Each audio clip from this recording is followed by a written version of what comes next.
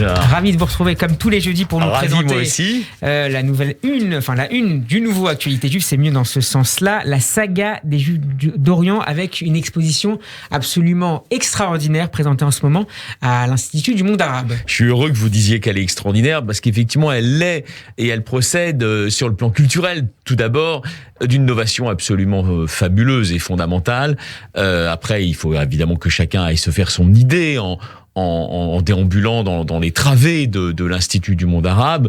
Alors Jack Lang l'a raconté d'ailleurs à Yael Samama qui l'a interviewé. Jack Lang, c'est le président de Lima.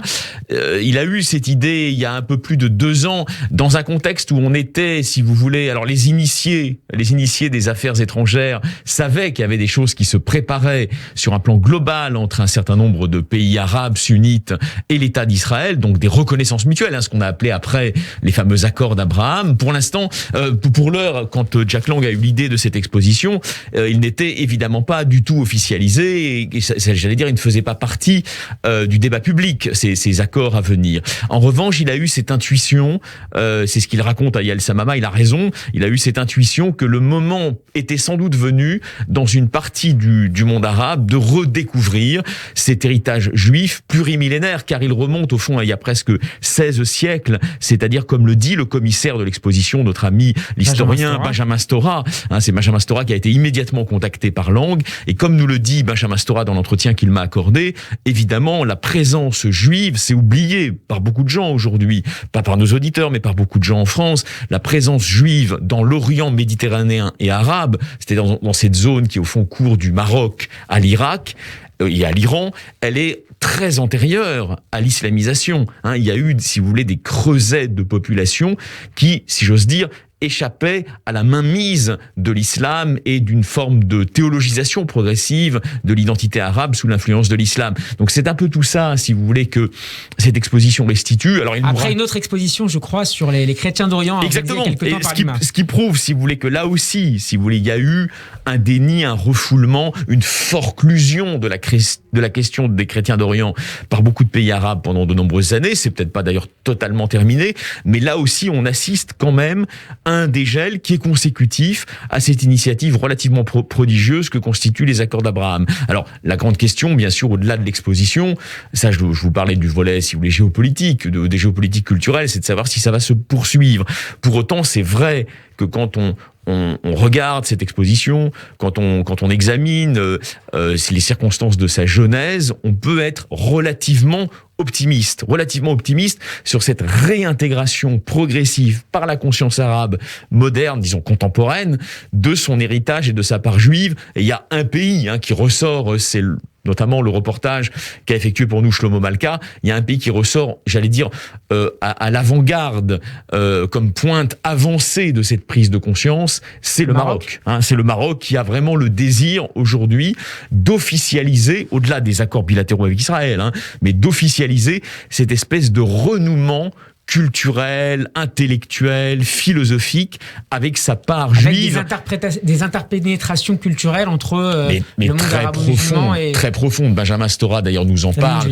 Il a retrouvé des bijoux de femmes qui sont les mêmes bijoux que les femmes berbères. Vous voyez, les femmes juives portaient pendant tous ces siècles des parures, des bijoux, des robes, etc., qui étaient communes aux femmes berbères. Donc l'interpénétration culturelle, c'est pas un fantasme. Mais d'ailleurs, dans beaucoup de familles issues de ces pays, Hamza, c'est pas là non plus, c'est pas un mythe. Vous voyez, il y a des coutumes communes, il y a eu une interpénétration très profonde, et au niveau de la superstructure culturelle, si vous m'autorisez cette expression, il y a aussi, bien sûr, des gens qui sont représentatifs de cette espèce d'hybridation culturelle. Maïmonide, après tout, c'est les lumières du judaïsme au Moyen-Âge. Mais Maïmonide, il écrivait aussi en langue arabe. Vous voyez ? Donc, l'arabe était une langue juive.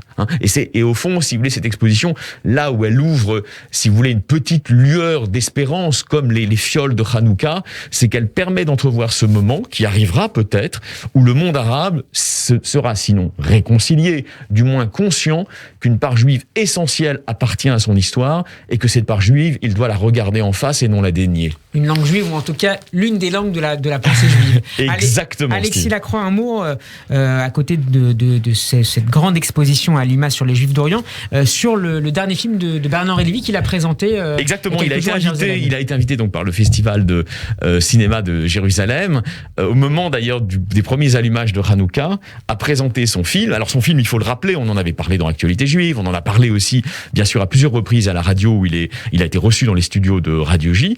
C'est un film qui s'appelle Une autre idée du monde, en anglais The Will to See, la volonté de voir, qui est consacré à tous ces théâtres de ce qu'il appelle depuis une vingtaine d'années, BHL, les guerres oubliées. Il a crapahuté, il aime crapahuter.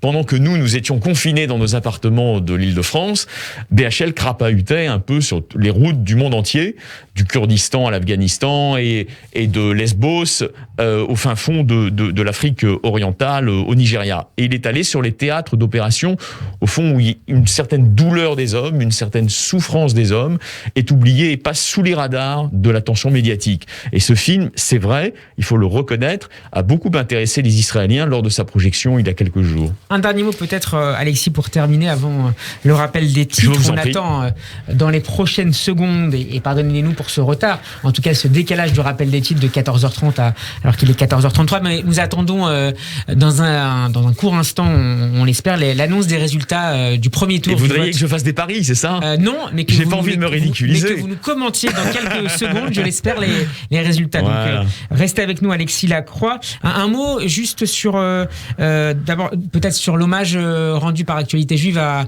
l'un des piliers de la communauté juive de Sarcelles, c'était un homme comme les communautés françaises avec leur tissu si vivant, en compte heureusement, et un homme ou une femme, en compte heureusement beaucoup, c'est-à-dire un homme de cœur absolument dévoué, qui est animé par un Ahavat Israël et un dévouement aux personnes qui était absolument remarquable. Et c'est vrai que à Sarcelles, à Garges-les-Gonesse, à Arnouville-les-Gonesse, le moins qu'on puisse dire, c'est que le Rav El-Haddad était une figure extrêmement populaire, vraiment insérée dans le tissu de la vie juive, dans le tissu le plus concret de la vie juive.